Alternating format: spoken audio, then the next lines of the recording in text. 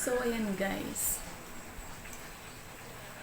Ayok balo nung makanano kung umpisa nun.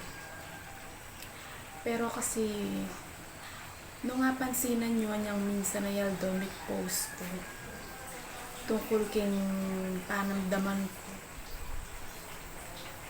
Sabi ko, panay ako masakit gulot, masakit ko balakang, panay ako sasakit buntot.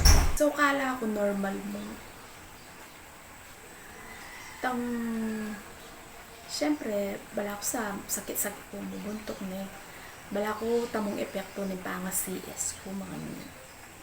So, mag-decide na akong magpa-doktor. So, minta ko kay doktor, sabi ko makanya ng panamdaman ko. Kaya, sinabi na ng doktor ka kung kung panamdaman nyo normal. So, kailangan nyo pong magpa-specialista. So, ating kung i-recommend kayo kayong specialista, nga ng doktor. Kay, ito, kita nga kayo, nano pong specialista nga ako. Specialista na nga na, o kasi yan na, kalupa na itang sinabi ko kaya tang magpa-check up ka ako, nandin na, parehas kayo may panamdaman na. No, ko syempre, specialista bala ako mo matindi ng sakit, specialista, di ba? So, syempre specialista ito, ni-recommend ni specialista.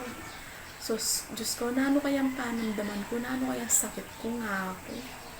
O sabi ng doktor, kalupam niya sakit ang magpa-check up ka ako nandin na nano ya po kayang sakit nga ako.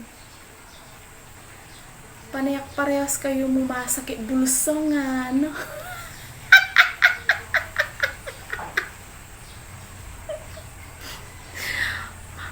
Diyos ko.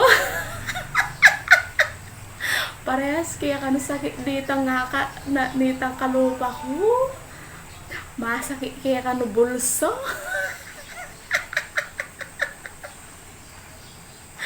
Maghingaluno ka rampita kami, apin ka nito sakit nito.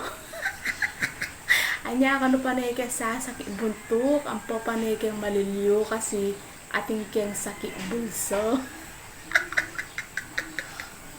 No, ko nga ini. Oh, eh. Oh. Ngo ito.